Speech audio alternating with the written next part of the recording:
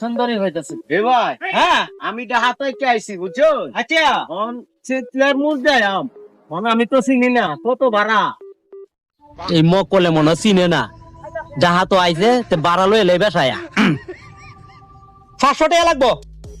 500 টাকা হ্যাঁ দূরে মনে হয় অনেক আরে দূরা আছে আচ্ছা যা মানে যখন আচ্ছা উঠকাই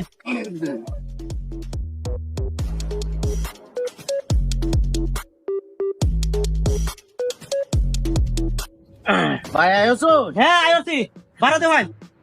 এ রে ভাই 2 মিনিটও লাগলো না